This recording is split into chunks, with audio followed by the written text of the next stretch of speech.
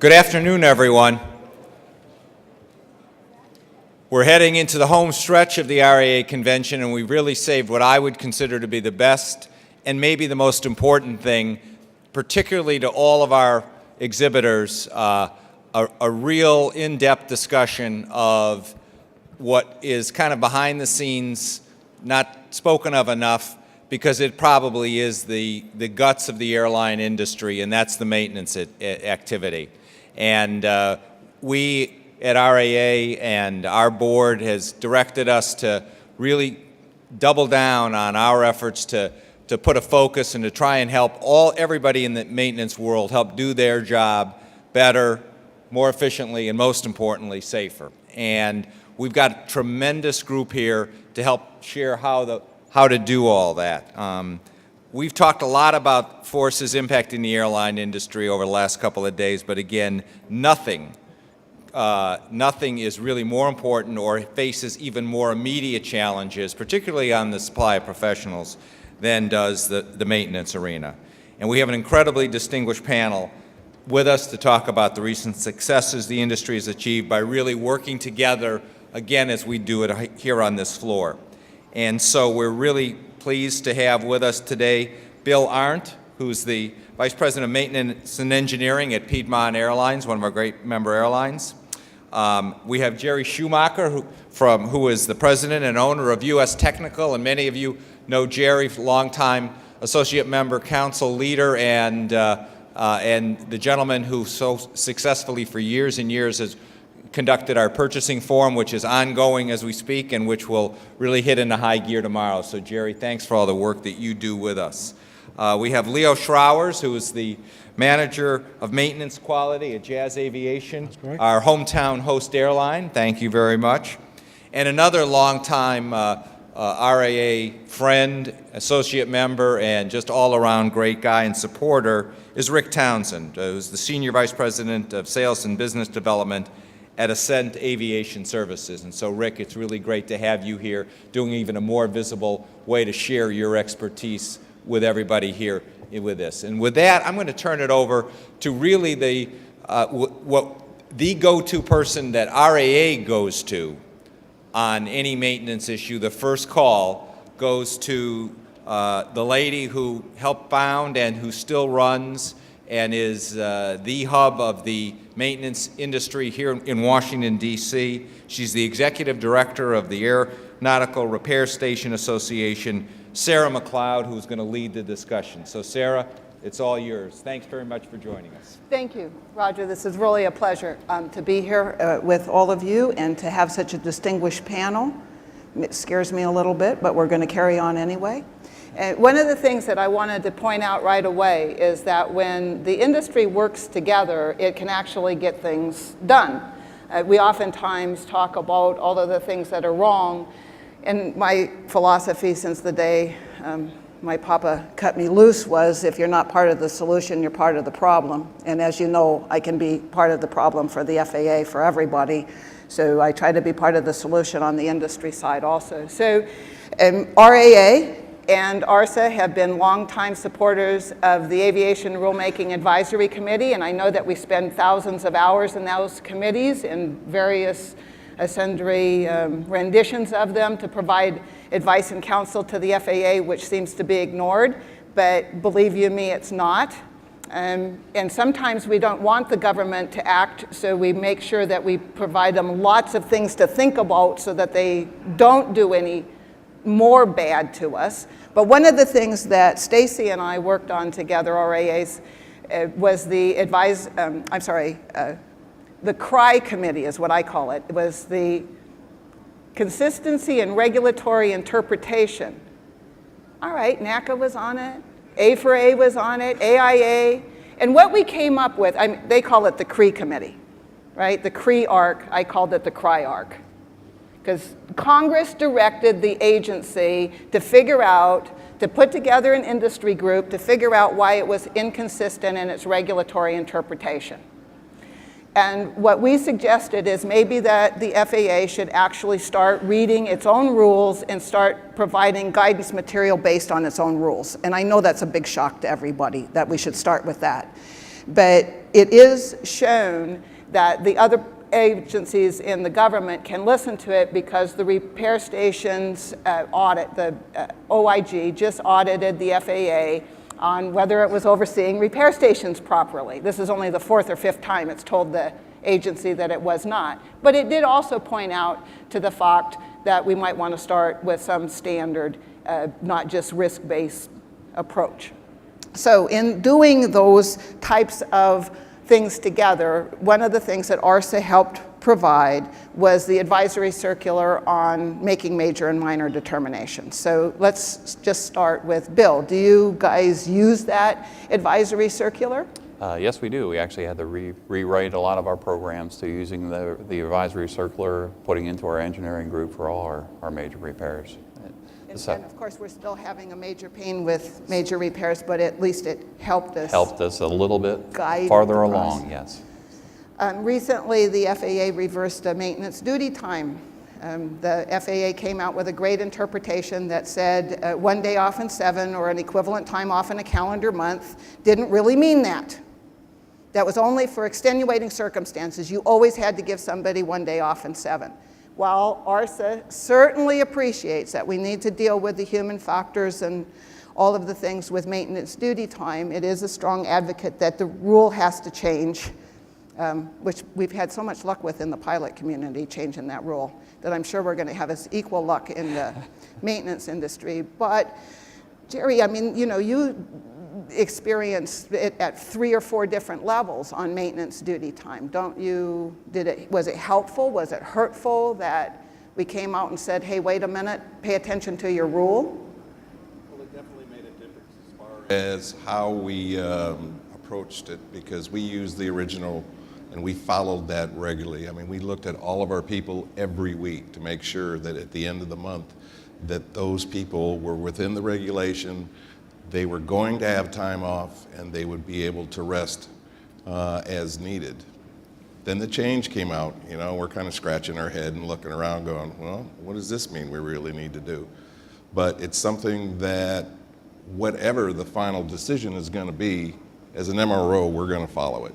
Because the main thing is, it's human factors. You don't want your technicians, whether they be structures, whether they be AMPs, whether they be avionics, to be fatigued and make mistakes that if they were arrested, they would not make. And it's all about safety, and it's all about quality. So that also proves that no matter what the regulation says, that the industry tends to do the right, quote unquote, right thing. And I want to just point out, because I know that we have our friend from Canada, and he doesn't have to, I mean, you actually have some very basic rules in these areas. We have implemented some basic rules which were very prescriptive. A 16-hour workday, for instance, and that's just a company policy, knowing that the fatigue risk management is coming down the pipe, and probably at the end of this year we'll be stuck with a regulation of some sort. A lot of education, but people have to also understand that there's a two-way responsibility. The employee has to report fit for duty, so even if they have a side job, another job, or you know, they can't just go out and play all day and then report for night shift. They have a duty to be fit when they start their shift. So internally, we kind of laid the ground for it with the unions as well, to have a 16-hour workday, and that in itself went over very well. Because it's something you can administrate. The FRMS is a little bit more complex, because then now you get into training, you get into all kinds of other situations, how to manage those. Yeah. And it's not just managing the employee, but how do we manage our frontline supervision? What has to deal with a fatigued employee, or your crew chiefs, etc. So it is a lot of education required. It will be a phased-in approach. How that exactly will run out, or with Transport Canada, I don't know yet, but I'm sure that the different regulatory agencies will be monitoring that very carefully. Just as a quick note on it, if I may, Sarah, one of the things that we have implemented is that we limit the amount of overtime our people can work on a daily basis, on a weekly basis, on a monthly basis.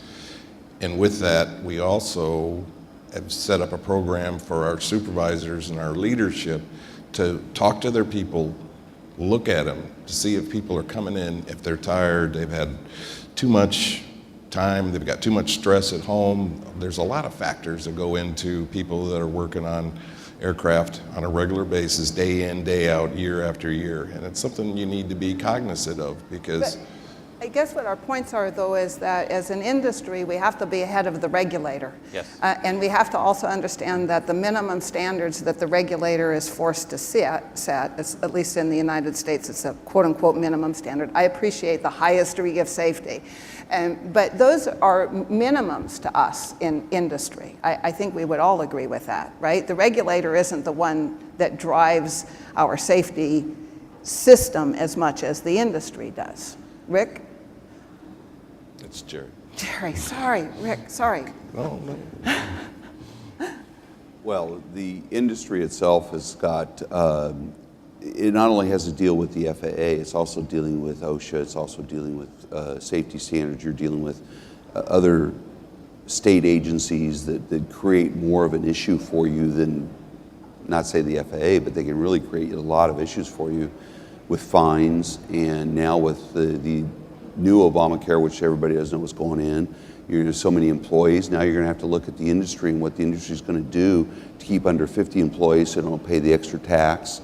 And what does that do? It just puts more pressure on the 30, 40, 50, because the employer now doesn't want to hire more people. They just want to see what they got to make them do more with what they have. The other way the industry, our industry works is they try to be smarter. We, instead of having a guy that can repair everything on an airplane, now we take things off of an aircraft and we send it to a repair shop. Gee, that's too And we bad. don't do the repair at our facility, you send it somewhere else. Right. And so now you cut some time out there, you move it to some other position to deal with. The issue with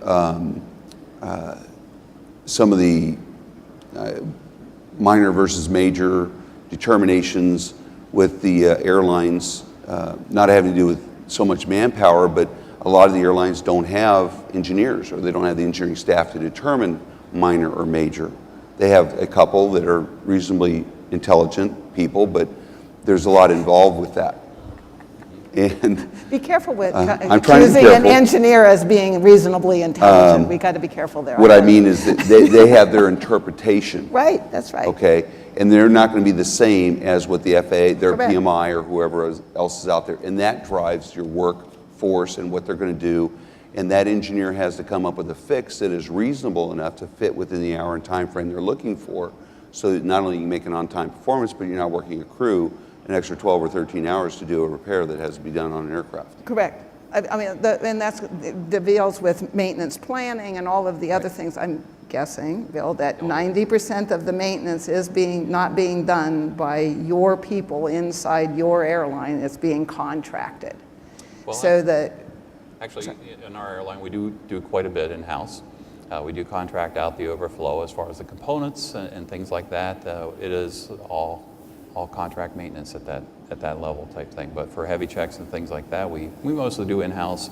We do have our engine build shops, our landing gear shops and things like that in-house, but there is also subcontracted work that goes out from that, whether it's machining or plating and things that we aren't equipped to do. The major versus minor issue, even the reasonably intelligent engineers have differences of opinion as far as where that lies out. And that's one of the things with the advisory circular. I think it helped us out as far as set that guideline a little bit closer, so that as engineers change, as engineering facilities change, as our FAA inspectors change, now the opinion as far as whether it was minor 10 years ago and now today has to be major, for us with a very aged fleet is a very big issue. It means going back and possibly re-inspecting, possibly redoing things. So. right. The FAA needs to be trained as well, because Yes. they aren't the same from region to region. Really? Oh, no. I haven't noticed that. I thought they were just like, Just be homogeneous yeah, across. I mean, I thought it was just me. yeah, well, yeah. But you're an airline. Well, the other part of that is a lot of the airlines would treat a repair or try to get a repair, even if it's within an SRM or some sort of minor category, they would want an 8110 on it only because they don't want the responsibility. Right. You can only do an 8110 on a major repair. You can't do one on a minor. And a lot of the smaller carriers still do that today. Sure. I mean, look, we are always stuck between our business interests and the plain, quote unquote, plain or unplain language of the regulation. So, I mean, as trade association executive, I try to stand in the breach. And of course I can't, because I can't work fast enough. I mean, the best way to solve a problem is usually for an individual, quote unquote, client, as opposed for an entire industry that's kind of dug a hole for itself sometimes for years. Because you're going to make the decision to hell with it. I'll just sign an 8110 because the data doesn't know the difference between major or minor.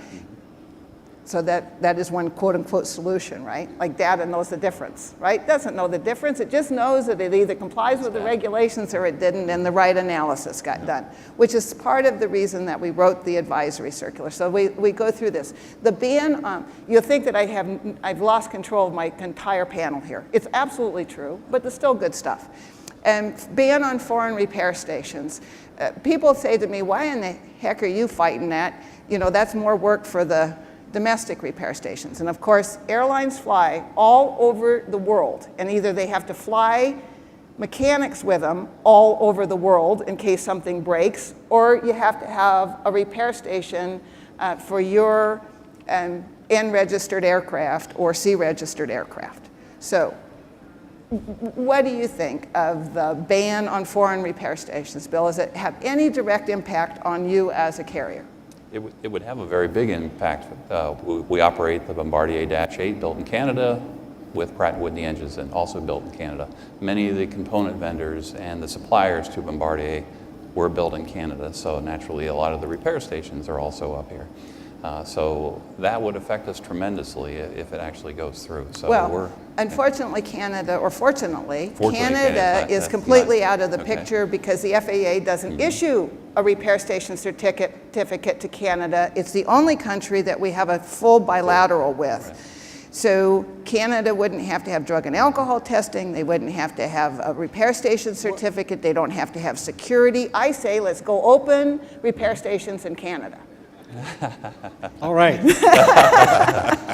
Having said that, we are certainly trying to align ourselves with our American partners.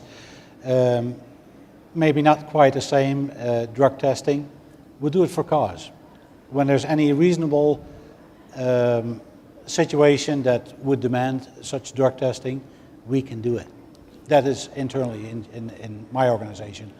And that's a big step forward, as where before we couldn't even touch it or talk about it. So it hopefully will satisfy a lot of the audit requirements that we get from our US partners, saying, hey, what about your drug program? At least we have something in place now what is much more aligned with the US policies. Yeah. Makes good sense. Yeah. Do you have any impact, does the ban on foreign repair stations have any impact on you, Rick?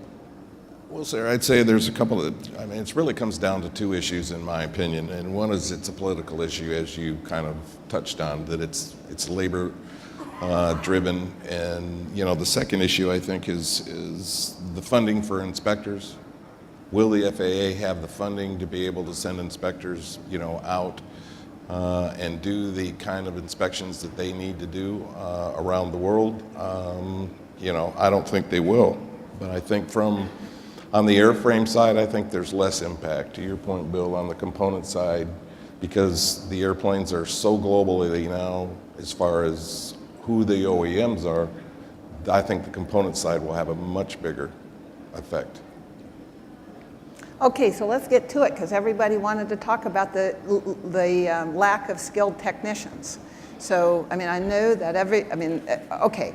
My first observation is that we are not the only industry that lacks skilled technicians. Blue collar jobs, at least in the United States, are not honored. There's probably not one person in the audience that sent their children to a technical school, if there's even one open anywhere close to your facilities. And some of them are probably still living at home because they can't get a job in the white-collar world that we were all trying to help our children into. So, Leo, we'll just go right around. Leo, start with you. What's your current challenges in your Canadian companies for finding skilled technicians? In the last few days, we've discussed this amongst our colleagues, and we found that a lot of things are in common. We have competing industries, not even aviation. The IT industry wasn't even thought of when I was an apprentice, and for anyone who was technically minded. Now a whole new avenue opens up, new opportunities. And here I go. Would you like to come and work for an airline? By the way, you will work Christmas and you will work Saturday night and things like that. So the picture we paint, the image for becoming a technician, is actually quite bleak, so we don't help ourselves that way. So we have to ask ourselves, what are we doing to promote that image? And the pilots always come out with a nice suit and tie, and how do we portray our technicians? So I think it scares the living daylights out of them. And I have two sons myself, but didn't go in the industry. I didn't encourage them. I didn't encourage them. I just left it up to them. But I have a daughter what basically said to me and said, "Dad, how much vacation do you get?" She went into the education piece. So the whole summer off. Oh, by the way, I got 12 weeks to start. How much do you get? Okay, so you can imagine where this discussion went. So if we have to bring in the new generation technicians, we're going to have to look at that piece, what our new generation expects. And the level of self-entitlement is much higher than when I went in the industry. So I'll leave it up to you guys to comment further on it, but that's my view on it. Okay. Well, there's a number of, there are a lot of outside factors, and the industry itself is stealing from its own technician base to move them up into QA and engineering, into management, into areas. So they're taking from their own workforce to be able to fill the needs they have within their operation. The thing that, again, what the industry's done to help itself is it's become a smarter airplane. It's got things that aren't as fragile. They've become more robust, and it's helped out things. And people say, but I don't necessarily agree with it, but that all they do is go switch boxes. They don't have to repair them anymore. There is a fine art to sheet metal work. There is a fine art to composite work. It's not just something you do. And now you're competing, like it's been mentioned, the sheet metal. You're competing with the air conditioning duct people, and you're competing with all these other industries, diesel mechanics at trucks or whatever. And they make a lot more. And oh, by the way, if they make a mistake and don't sign a piece of paper, it may not crash, or even if it does crash, more than likely he's not going to get put in jail like you would with the FAA. If you sign something the wrong way, and we're putting this burden on our A&P mechanics and on our QA departments for this as a company. I know in the engineering world, if something's forged or done wrong by any of my employees, I go to jail. The owner goes to jail. So the issue with that is that if we can't look at things there are smarter ways to operate. I can name a couple dozen, but I don't want to get too long into it. But the main thing is that we've just got to recognize the fact that rates have been at $50 an hour for most of these big repair stations for a long time, since the 70s. And we can't cut anymore. We've got to figure out how to enhance the pay and get that down the road. And that's basically the bottom line. And I agree, as far as the level of the people that are available to come up for the jobs. A lot of us grew up working on cars, working on tractors on the farm and things like that. So that was kind of the way we were brought up, working with our hands, working with things, putting things that are mechanical together. Nowadays, if you have a newer car, there's very little you can do to it. Part of our interview process is asking the mechanic, Do you work on your own car? Do you change your own oil or spark plugs? Have you ever changed the spare tire? It's pretty amazing the number of applicants that come through that have not actually had that hands-on experience. Part of our interview process, we've gotten into very simple things like handing them a torque wrench, asking them to set it up, see if he even knows how. These are guys with A&P certificates, from the FAA that went through their training and through their practical, so they should know this. And that's some of the scary part about it is for us, as far as the number of applicants that actually do come through our door, that we turn away because they lack the knowledge and the skills to do that. So. It's basic skills. Tool recognition. Yeah. I mean, I can even tell you what a torque wrench is. I've changed a tire. You change it, yep. All right, good for you. I've taught my daughter how to do all that too. So. Right. Idiot's Guide to Volkswagen Repair was That's a right. hell of a lot better maintenance manual than I've ever read in the industry. So, and nowadays, of course, the equipment and the aircraft have gotten a lot more computerized, so we need a little bit different level technician to come in to be able to handle and maintain the aircraft avionics and the computer systems that are out there. The technical pubs have gotten a little more advanced now with apples and whatever. They go out on the airplane with the technology right there. It tells you where the screw and how to do this and take that off and this bolt away. And that's also advanced it, so maybe that's made it easier. Yes. But it also doesn't allow for if the computer program is wrong. No. That's So true. I mean, we don't really have any, independent knowledge. I mean, it's the same thing with CAD programs that we kind of. So all right. So recognizing that, do we have any potential solutions? Well, I think there's a couple of things, and this is kind of something I've got a lot of passion about. But if you look just at the data that's existing right now, if you look at the certified technicians that are out there, people say, is there a shortage? Yeah, there is a shortage, and the shortage is going to get worse. 65% of the certified A&P people that are out there are 51 or older. And in 10 years, I mean, they're going to be gone. They will be out of the system. And what that's going to do is there's going to be a huge brain drain, because all that experience and all that talent that these guys have amassed over the years is going to go right out the door with them. If you look at why are the kids not getting into business? It's a cyclical business. As you guys were talking about, it's shift work, it's outside, it's in the heat, it's in the cold. It's not glamorous anymore like it used to be.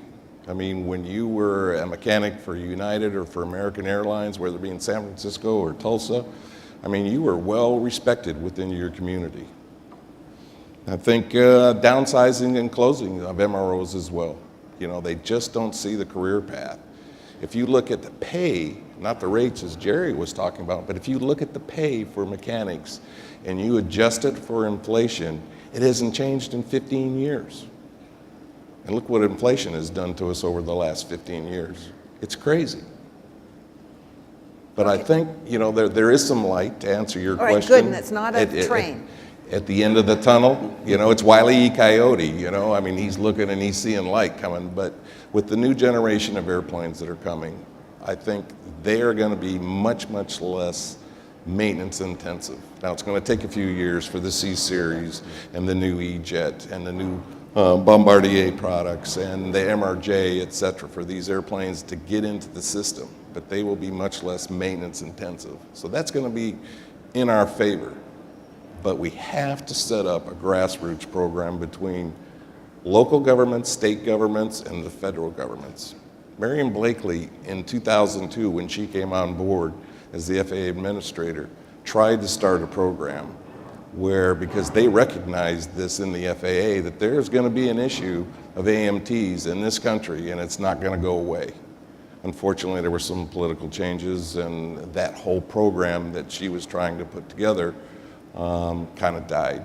Well, it died internally, but it didn't Yes. die. AIA, she picked it up when she went to AIA, and there's an aviation workforce development think tank that's going on. I mean, we really do have some lights that are not trains at the end of that tunnel. So you talked about, but let's talk about now remove and replace. So the line maintenance and the hangar maintenance could be controlled a little bit better. Obviously, the line maintenance is never going to be a pleasant job. It's just never going to be a pleasant job. So we're going to have to be able. It's an exciting job. Yeah, I think it's exciting, but that's because I'm crazy.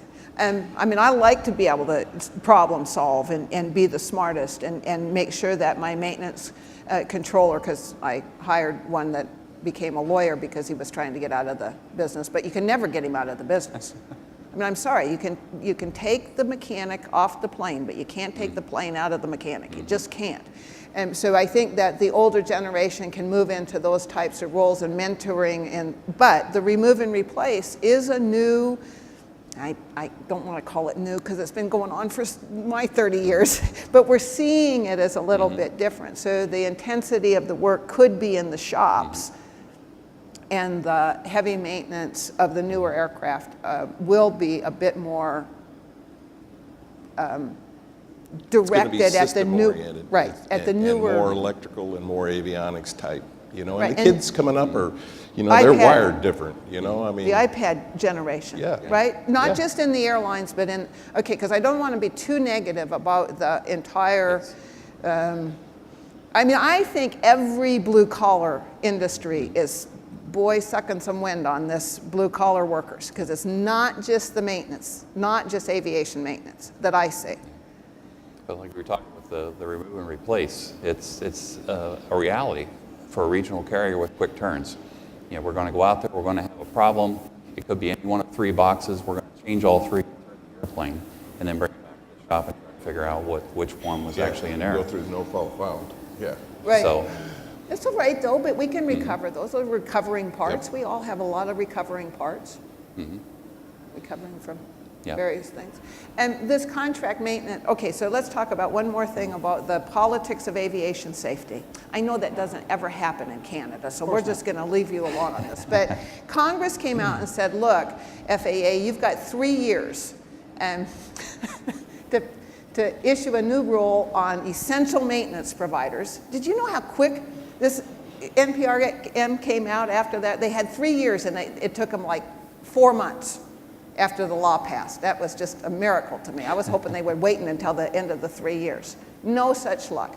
Did you change your maintenance practices when this new NPRM came out, Bill? of course we did. We had to rewrite everything as far as how we handled our contract maintenance, whether it's essential, line, on-call. So you did that before the final rule. Oh, yes. So what happens when the happen final before. rule goes in a different direction? That causes us to go in a different direction as well. So it's one of those things you got to be able to dance. And with at least our local FSDO, they like to keep us on our toes. So we dance a lot. So. You're smiling about this, but in my opinion, I think that the notice of proposed rulemaking is going to be completely different than the final rule. So that doesn't help the time and money on your, right? Doesn't help us at all, but you know, it is a reality. So I guess we got to. The reality is that the FAA enforces rules that are not on the books. Well, they don't necessarily enforce the rules that are on the books, but they try to get you in compliance with it prior to it actually coming out. So, Calculated risk. yes. We've been calculating that kind of badly, though. Or using Financially using guidance material to regulate. Well, yeah, I mean, it is a reality. I'm going to recognize that. I also know that I get a lot of phone calls from both air carriers and maintenance providers that say they didn't have any support for this, but it's kind of hard to help you if you've already done it, because it's harder to unwind the clock. So, I mean, on this one, I really am a little bit concerned because ARSA worked very hard with A4A on the D91 op spec to make sure that we could not have to have the list of all of your providers on that. And that seemed to work fairly well. So I'm surprised that we are seeing changes to the maintenance programs before the final rule issues, because it will be different. Just calculated risk for you. Right. Well, like Leo said, there's a lot of things that change in their handbook, Right. which is guidance for them to monitor us. that's their rule book on how they have to surveil the airline. And whenever that's their rules, they try to put it in play and then bring us into guidance even possibly prior to a rule actually coming into play, because now it's in their handbook. That's their guidance on their surveillance. So Yeah. I don't agree with it, but that's what I got it it. is. All right, just be warned, it's going to be different. Yeah. And it's not even in their handbook yet. So maintenance ASAPs. Does your company have a maintenance ASAP? Yes, we do. We haven't. And is it working well for you? We use that, I mean, the safety program as well as our continuous improvement programs that we have internally, as well as our own internal audit programs.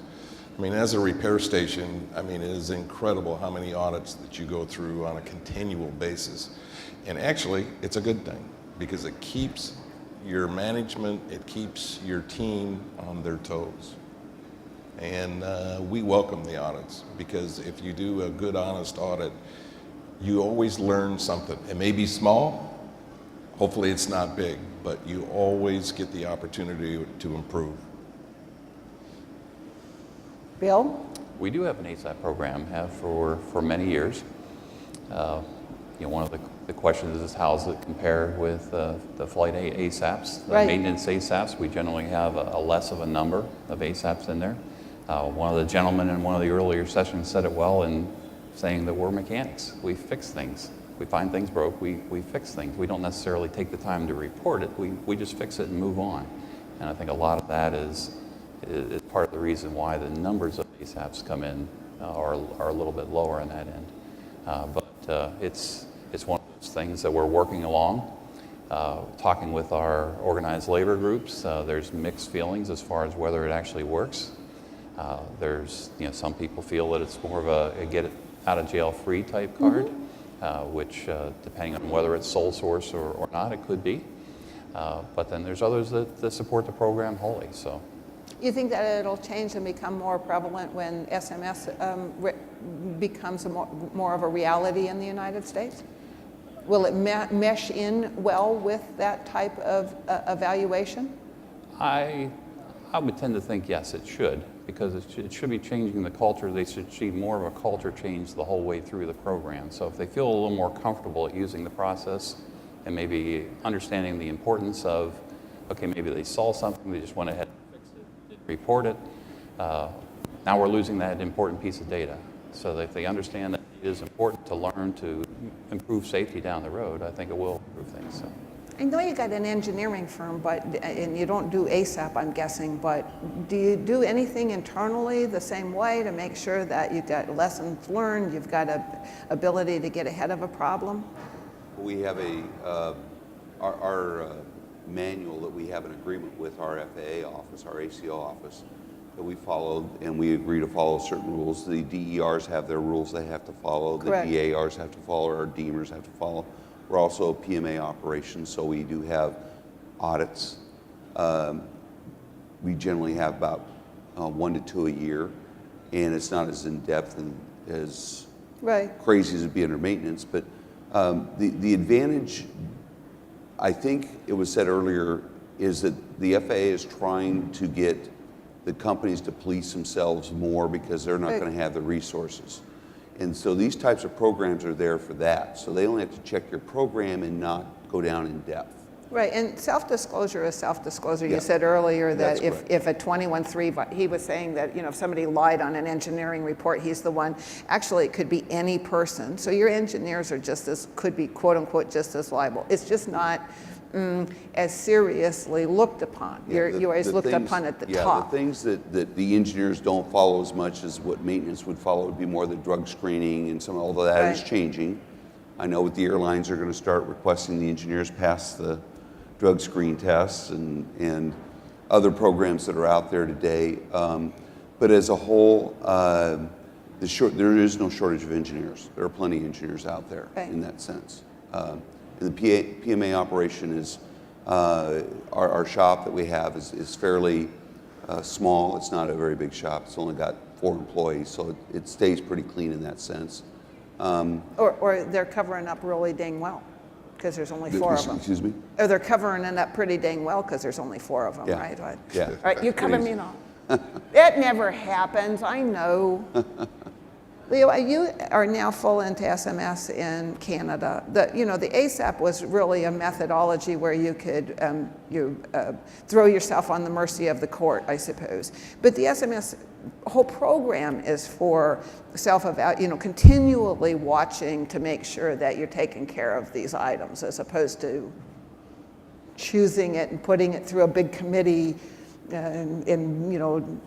negotiating. So. It's interesting to see how the whole reporting culture has evolved. Reporting already happened in the past when more or less after the event. Okay, so Sure. Okay, what happened here? What we saw with the implementation of SMS is, and it's a matter of trust and building that trust, that it's okay to report that I did something wrong here, and share that with the rest of the population, so we can get better work practice out of it. I would say from our early onset, the reports were very, maybe typically maintenance, very skimpy. Something was broke, something was fixed, And this I'm out happened. of here. Right. And the ones what worried me was when somebody wrote, okay, found door seal missing. Well, that's okay, but what did you do about it? So I have to chase whatever airplane that was. Did you take immediate corrective action? So now the reports are coming in, yes, and it was recorded on defect such and such. So the quality of the reports are coming in are I would say, fairly high quality you can do something with. And what I see now coming in as well, is where in the beginning was very reactive, now you get the proactive ones. I nearly did this wrong because I was not using the right tools, or I tried to do this and things like that. So the whole reporting, like you call it the MESAP program, but it's a great benefit. And I use the information to validate some of our QA activities. Okay, Right. Is it what you're finding in QA correlate with the SMS reporting? Because it will tell you if there's a gap. And sometimes I have to look at my program and say, well, how come I didn't catch that? So I think it's very good. And just one thing quick is the SMS program helps you with consistency. And if you look at the data that does come out of it, it can help you point to areas where you need more training. Or you can even look at certain technicians and say, wow, over time, this guy has struggled with this kind of issue. So you can take that person and give him some residual training or retraining to be able to improve your quality and improve your efficiency. So there's a payback for the MRO as well. Go ahead, sorry. I used to refer to that as the frequent flyer club, and some of them were reaching platinum status. So I didn't mean very much, but it was a point to start investigating. What is going wrong? The process, is it the individual that needs training, whatever. Just because a person makes it on that list, it doesn't tell the whole story. Oh, yeah, because people make mistakes. Robots aren't going to fix airplanes. I think that one of the issues that we deal with in maintenance, quite frankly, is that you pointed it out. We'll fix things. Maybe it was you, I can't remember. But we fix things. So one of the things that we have to kind of encourage people to do is the objective side. This would have been fixed if. You all know that, or some of you know that I'm one of those damn lawyers. So you don't call me when you're having a good day. All right, I've never had any, well, now I have a couple of people, because I've said this enough, they'll call me up and say I'm having a real good day. It's usually not a Friday afternoon, though. But what I try to say is, how can we make sure that the objective evidence is in front of our people? That objective evidence doesn't necessarily blame people. Objective evidence says, the maintenance manual is screwed up. I tried my best because I was on a 4-hour shift and I knew this plane had to get out of here. Right? I mean, things that we did naturally all the time when you were actually turning wrenches is now not acceptable. We do recognize that, right? Yes. That we got trained, quote unquote, wrong, but we created the industry that we have now, which is the safest in the world. So how does that help you? The ease of reporting is really critical. Like service difficulty reporting. Our previous process, fill out this form. I'm not sure if it was letter or legal size. It doesn't matter. But it was literally duplicating all the information the person would write on the defect and the rectification Right. thereof. Exactly. Our process now is a little tick box. Mechanics love it. Guess what happened to our service difficulty reporting? Whoop. Went up. Don't do that in the United States, though, because we do have to change the attitude of the administrator right along with our own attitude. And I think I'm like 15 minutes over time now. How many? Oh, I have 10 more minutes. Oh, good, I'm not even over time yet. I'm so used to being out of time that and so back to the making sure that we make our objective evidence easier for the mechanic to tell us, and that way we can trade it across all of the disciplines. I mean, we were in the meetings earlier today where the airlines were saying, well, Jazz specifically, that said, I just want one form. I don't want 20 forms. Because if my mechanic has to try to figure out what form he's going to fill out, he ain't doing it. So let's make it all in the same form. I made the same observation when I worked for Erickson Air Crane, who, as you know, is the Flying Rock company, the big dragonfly. Yeah, heavy lift. That can pick up a house, by the way. It's the coolest bird. I know that we all do fixed wing around here, but that air crane's pretty cool. And it's got a lot of important parts on it, right? Because it's a pretty stripped bird except for the very important parts, main rotor blades, swash plates, etc. And they cross-trained their mechanics. And the first 2 or 3 days that somebody went from the rotor shop to the transmission shop, the paperwork was atrocious. I finally said, why aren't we all signing it on the same side? Why don't you have the check boxes all in the same area? Why don't we have the same forms? Oh, hey. Economics of paperwork. Exactly. So I think that can be extended into all of our programs. Human factor, people. We hate to fill out paperwork, even lawyers. I hate to read paperwork because I know how screwed up it'll be. So I think that these are sort of the things. So I'm going to transfer right from that to air carrier approved training programs, because my repair stations are telling me, Bill and Leo, that when it comes to things like EWIS training, which is right in the regulation, we not only have to train to our program so our people are aware, technically aware, but then every air carrier comes in and says you need another 10 hours of training to meet my program, when there may only be 5 or 6 slightly different things. So does that mean that you agree that you've been asked to do some of the training that you think is duplicative? Because we're stuck in a dilemma here, in my opinion, Jerry and Rick, we are. We don't train our people in some areas that we really need them to be trained in, and yet on the other hand, we're going to satisfy our customer by providing training that he's been in 5 times. I think there needs to be a standardization when we get into, and you and I talked about it once before, when you look at,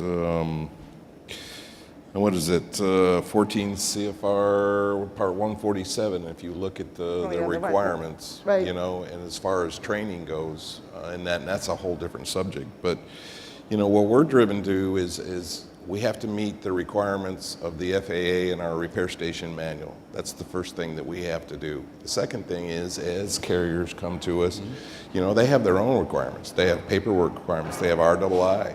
They have their GMM I got all that. requirements. That's all good. Those are all good. Yes. That's all good. But when I'm talking about EWIS training, let's just talk, because EWIS is the big thing for my people, or familiarization.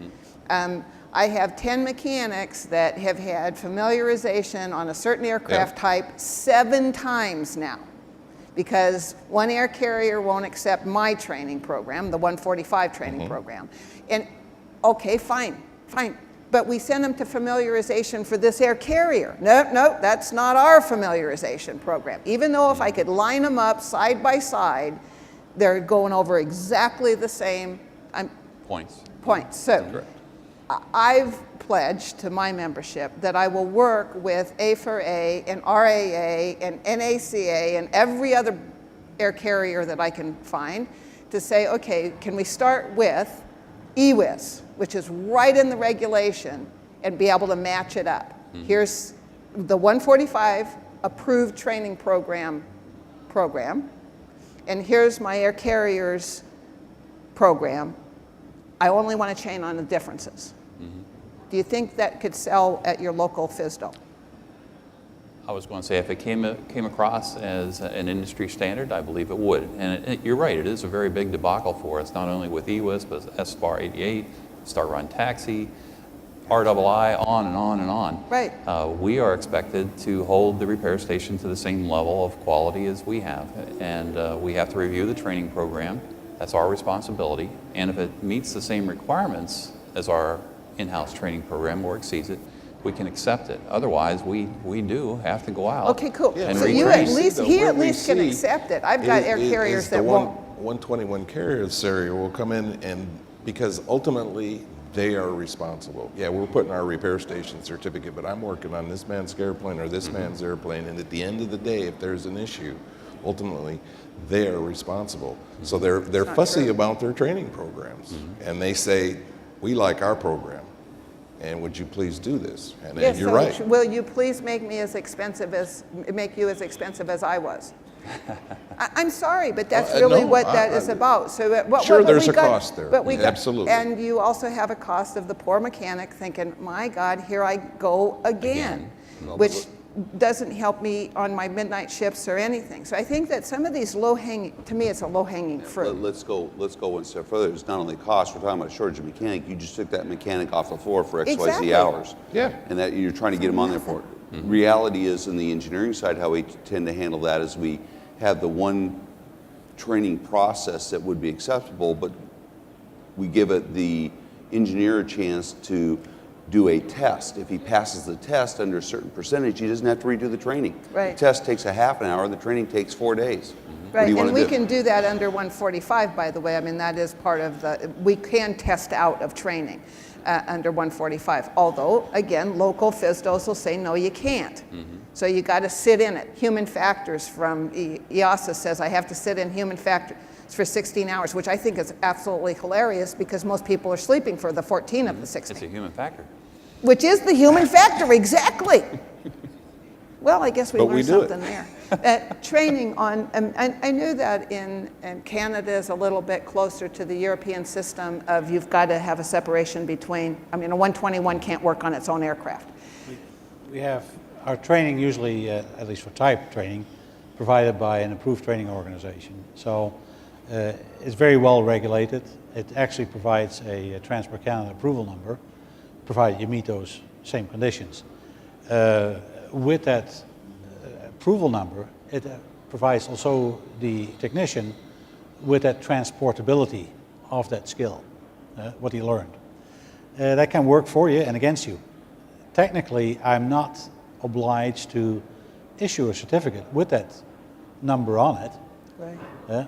but I still have to meet the same standard by Transport Canada.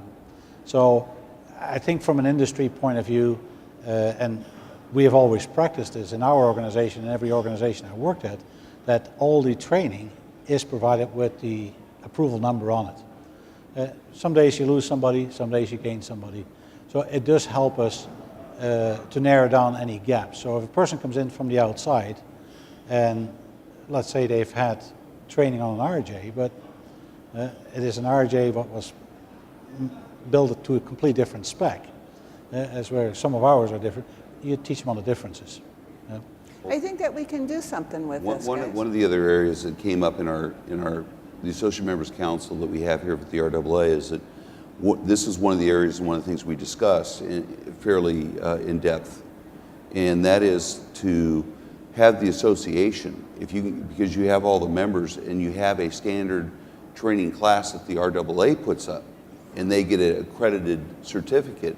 That means they can go to any other member in the RAA and have it be acceptable, and not have to go through the training again. Whether it's Yeah, and of environmental, course hazmat training, I mean, we're there's talking a about lot all of kinds of training. sections where you could go. That would be an I got acceptable it. way to cut costs. I got, but see, can find spaces. So the first thing that we need to do, and what we're going to sit down, at least at ARSA, is define the differences between the FAA mandates Right. and all the rest of these government mandates, and then who actually is responsible. Because I'm sorry, Levin, you are always responsible for the maintenance you perform. Oh, absolutely. Our These repair guys- station signature. Right, these guys are responsible for flying airworthy aircraft, which are two separate, can be connected, but they are two separate things. So Well, we they're- got to be kind of careful of how we define those sorts of things. When we're contracting, they're an extension of our certificate. You, And that's that what the makes I them got it. responsible. Well, see, At the that- end of the day. this is where, this is where FAA guidance material is different than the regulation. But we'll deal with that on a different day, because I think that it gives us some freedoms if we look at it a little bit more harshly internally and externally. And then we can do whatever the hell we want to. But to have it just RAA is kind of defeating if I have A for A members.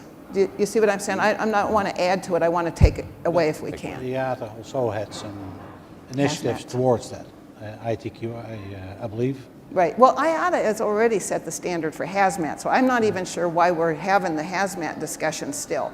But we do have to have them so that we can make it clear to the regulator sometimes more than the agent or the industry. Because we tend to follow, one tends to follow the other, right? So this is where it comes down to, and I'm out of time now for sure, right?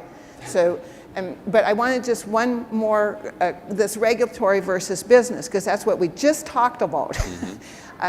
We do not tend to separate regulatory issues from business decisions. And I think that it would help us if we did. The air carrier can look to an outside organization to help it make major minor determinations. That to me could standardize some of the major minor determinations. The conflict between the air carrier and possibly the leasing company or I know this is a big thing in the major airlines anyway, or the OEM agreement that you're not to use PMA parts or you're not to use DER repairs. Are those business decisions you see more than regulatory? Because the regulations don't prohibit it, so it's got to be business. It is business. Do you have an opportunity to weigh in when those things are, Bill, at your level? Are they decided before, during the aircraft buy? When is it decided? Especially when you're dealing with a leased aircraft. You know, a lot of times that is the lessor's preference. He does not want PMA parts on his aircraft, especially when the aircraft gets returned to him. It also depends if you're in a power-by-the-hour agreement with your engine manufacturer. They will say, no PMA parts, only OEM certified parts go in this. And that's part of the deal you make at the time.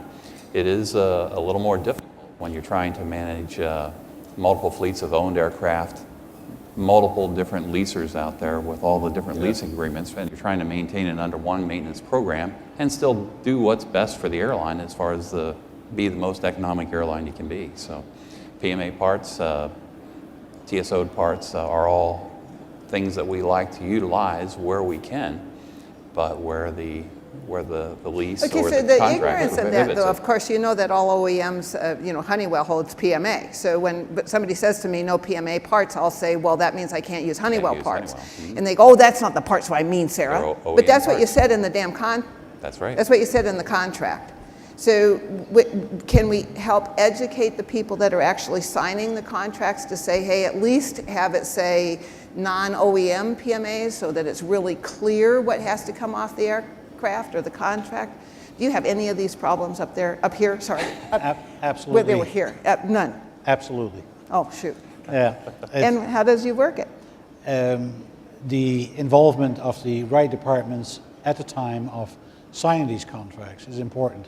But to your point, the leaseholder wants the best price for that product after the lease expires. So, and the best marketability. So he wants to have that worldwide scope rather than not to be confined to just North America or whatever the status of that aircraft is. Well, We do a lot of work for leasing companies, excuse me, Jerry. I mean, a tremendous amount. And what we get is when it's a mobile asset, it's a global asset, and it's going to move around the planet in its life. So, you know, they're very, when you say it's a business decision, in their mind, it's an easy decision to use OEM parts. Because different jurisdiction. Well, but that's actually gone away quite a bit, and it certainly has gone away in both Europe, Canada, and the United States. So I think that that's a BS argument. And I'm just telling you I know what I've got to they're go. telling us. But when would we ever find them? Is one of the questions that I actually have. The question I would have is the PMA versus no PMA parts on aircraft generally happen within the warranty period of the airframer, and the leasing company, when they have it, they want to make sure that the aircraft remains in the manufacturer's conditions and whatever. Once it gets out of the warranty period, PMAs are pretty well open market at that time. Well, in fact, they have to be because you can't keep it flying otherwise. There's issues with PMA. They do PMA on parts because of lead times. They do it because of cost. There's a lot of reasons for PMA. So, which boils into other issues. Out of production aircraft. Yeah. Right. Yeah. Parts availability. Right. We're done. Well, we ran out too. Sarah, Pulling I the want plug. to. I just want to make an announcement, and I wish I could make this announcement to the whole hall, but this proves my point. My first RAA convention, my wife walked by the maintenance panel, and happy hour, everybody else in the entire convention was rushing towards happy hour, and there was still a room full of people talking into the deep bowels of maintenance issues while happy hour had already started. This proves the point. This is the most important issue because it has even taken precedence over happy hour. I can't thank all of you enough. Let's give a big round of applause to Sarah and all of our panelists.